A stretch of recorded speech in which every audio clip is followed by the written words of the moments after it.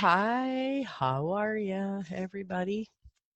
And welcome to the Wealthy LaLa show with myself, Laurie Larson. It just popped into my head, like for if you're a new listener and you're wondering what the Wealthy LaLa is my grandma name. Yeah, and so that's what I go by is LaLa. And so wealthy is because I'm just wealthy in every area of my life, and so I'm so incredibly grateful for that. All right. It's wealth is something that I'm choosing too. So we're gonna do a mini reading day today. So I haven't used these cards for a while. They're Work Your Light cards. Work Your Light Oracle Cards and Guidebook by Rebecca Campbell. Oh, just wants 2 cards today. Now, if you guys love her cards, I don't know if you can go on Instagram, and if I remember to post them, you'd be able to see them. But she has actually, where is it? Oh, there's a book clip here. I'm just looking for, she's going to release in January a brand new deck of cards. So I pre-ordered them and got some fun stuff. Let me just see here. Starseed Oracle. So the Starseed Oracle, that's what they're called. And they're going to be released in January. So how awesome is that? I'm super excited. Okay. So let's see what our 2 cards are. So I got 2 cards. Do you have a question in mind? Do you want to just hear whatever pops up? I got 2 cards, left, right. The right card seems to be loud for me today. So let's see what they have. All right. You ready? Okay, so the left one, Unbound, releasing soul patterns, contracts, and past lives. Okay, let's just see here. Okay, 108. Let's find this one. Okay, so releasing soul patterns, contracts, and past lives. It's time to release old soul stories that have been playing out in your life. They're coming up to be healed. There's never been a safer time to clear these patterns than right now. Take a look at the patterns in your life that you are ready to release. Ancient vows and contracts that your soul made that have an expiration date, that have an expiry date. It could be a vow of silence or chastity or poverty. It is time to unwind from them. This is the life in which you free yourself from trauma of lives past. What old ways of being have an expiry date? When you name them, you claim them, and they stop holding power over you. When acknowledging these old patterns, it's also important to acknowledge how they've served you up until now. And just on a side note, that can sometimes be a hard look at yourself. You got to be able to do this kind of thing without judgment. So, for example, a soul pattern of playing small caused by a soul fear of being seen or sharing your voice would have served you by keeping you safe. In order to grow, you now need to soften by receiving and calling in support. It's time to unbind from the old ways of being that are no longer sustainable. So I'm going to hold this card over my heart, okay? And so if this card read for you in any way, or it was the card that wanted to be picked, I want you to put your hand over your heart and imagine that the card is on your heart. And I'm going to say the activation. So you're welcome to repeat it after me. I'll give you a little bit of time, okay? I release all old soul stories, vows, contracts, and patterns that are no longer aligned with who I came here to be in the present time. I carry the lessons, growth, and gifts, but I no longer choose to live the same story. May I be unbound, unbound, forever unbound. And just take a big breath into your heart. And breathe it out. Breathe out everything that you're ready to let go of with that. That's a beautiful card. It shows like beautiful women beings going up towards the moon. All right. Card number 2. That's the one that stood out for me. Oh, you're already doing it. Stop overthinking. Keep facing your true north. Wow, I feel like I just got like a lecture. Oh, that's just too funny. Okay, so let's find this one here. You're already doing it. It's interesting because this book, the way she's got them set up, they're not like just in alphabetical order. So I have to actually find the ones. Do you remember? I remember doing this before where I was like, okay, where is that card? Where is, oh, see, it's in that same group that I got messed with the last time where you think I could find them all and they were all at the beginning. Okay, let's try this again. I think I've gotten this card before. Okay, so do not question things. Okay, so you're already doing it. Stop overthinking. Keep facing your true north. Do not question things so much. You're on the right track. You're facing the right way.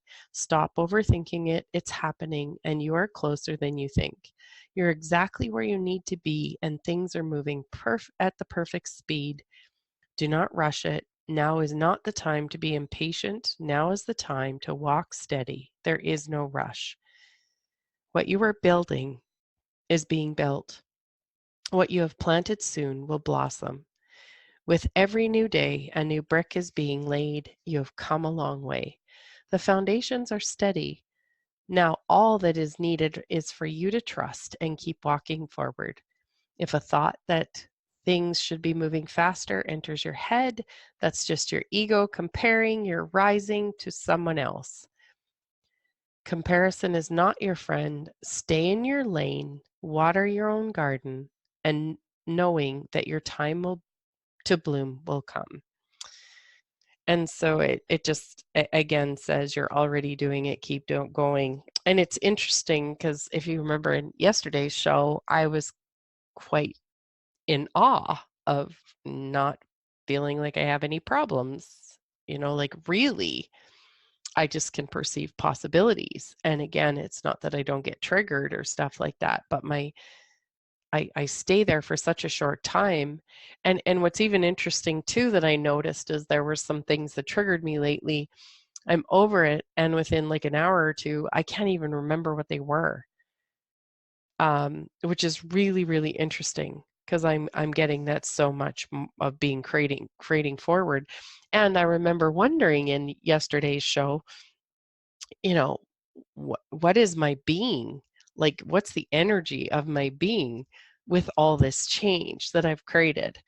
And it kind of feels like this place of just like contentment, but it also feels like this place of like, in a way, nothing's happening, yet so much has happened. And so I'm getting, you're already doing it. Like I've created the foundation. And so just keep facing the way I want to go and go there. So if that card was light and fun and right for you, what did you get from that? And I really, I've thought about that before where it says the foundations are steady. Now that's all is needed is for you to trust and keep walking forward. And I've even actually said that where I felt like before I didn't have a strong foundation. I tried to put all these things on it, like these really great things, like hubby and kids and grandkids and where we live and all that kind of stuff. And you would think that a lot of times that would be enough. And without a solid foundation, which is me, it wasn't. Like it really, really wasn't. So yeah. That's really, really interesting. I'd be so curious to be picking your guys' brains right now, like as to, what you guys got out of these cards. They're so beautiful. And with the Unbound card, anywhere you could sit down with yourself and like, what kind of things do I believe? Like, if you're looking at a situation where you can't change something with your body or you can't change something with your work or, a relationship, you could sit down and journal and you could actually ask yourself, like, what would I have to believe about this that doesn't allow it to change? And, so with your body, it could be, well, it's not possible. It's never going to change. Well, could you imagine, having that within anything, within a relationship, within um, your work, within whatever. And, I get for me that that's one of the things that's changed for me is that there is, like, I may not know what is possible, or I may not know how something can change, but I have enough of a sense of possibility now, and I've seen enough things from asking and trusting that I actually can see now where um, anything can change, and that the universe is a universe, divine, God source is gonna surprise and delight me. And so I do know it's possible. I might forget still sometimes. I might get a little weebly wobbly. I might forget and sit in it for a little bit. But like I said, it doesn't take me long at all to get out of it. It really, really doesn't. And I'm so incredibly grateful. So, yeah. Do you think we should do one more card? What do you think, guys? Should we do one more? I think so. Let's do one more. And then I was reading from you guys the other day on the Illusion of Money book. If you purchased his book, you actually got to join in some book club calls, and the book club actually starts here soon, so I'm gonna jump onto that in about a half an hour. So, okay, let's see what this third card that wants to show up is. Sisterhood of the Rose, beauty, devotion, priestess, mystic, and teacher. All right, let's see what that one says.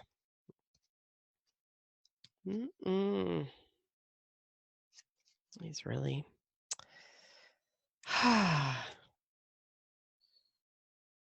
okay. Okay, Sisterhood of the Rose. The Sisterhood of the Rose is a lineage of priestesses and mystics who have devoted their lives to serving humanity and seeding light consciousness all over the earth. A cross-section of ancient lineages is the path of devotion and beauty. Walking this path means being devoted to seeing and creating beauty wherever you go. The rose symbolizes the heart and the sacred geometry of all life. You're being called to notice the beauty around you, particularly in nature, and hear the whispers of Mother Earth. You're being called to spend more time in nature as the ancient secrets live there. Mother Earth is constantly whispering, spend time admiring her creations, and you will be rewarded with insight and grace. So you remember in the past where I've, mentioned you guys can like talk to trees. You can talk to the grass, you can talk to the sky, and see what ancient messages that it has for you. You're being called to take a little more time to notice both the beauty that exists all around you and contribute to the beauty of the world in your own way too. This could be through your own creations or in the little things like how you dress to picking your flowers for your home. Every time you devote your time to creating beauty, you harmonize the planet a little more and shift the vibration that can be felt. So, it says surround yourself with beauty and create beauty wherever you go. And, it's one of the things that I became really clear of that I did not have a strong sense of prior to going to Dr. Joe Dispenza's workshop.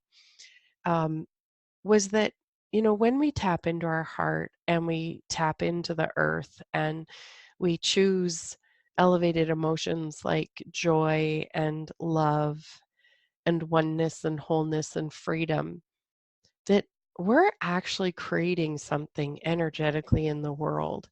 And so just like I really got the sense that that actually makes a difference. You and I, when we choose that, actually makes a difference. It really, really does. It may seem like some small thing, and but I could see being in Dr. Joe's presence when he wasn't judging the politics and the but they the education system and the medical system and all that kind of stuff. He wasn't judging it because there was an awareness that I was aware of in his world, that he knew that there was something greater beyond that that was going to create more than focusing on these things that we see as really big deals and can easily get stuck in this reality. So anyways, on that note, be the beauty and the joy that you be. Like, allow yourself to really tap into the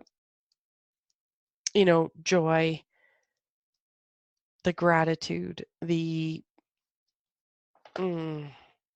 just anything that makes you feel good. Okay, just anything. All right. Okay. So on that note, you guys, thanks again for listening. Big hugs to you. Really, really grateful, and have a wonderful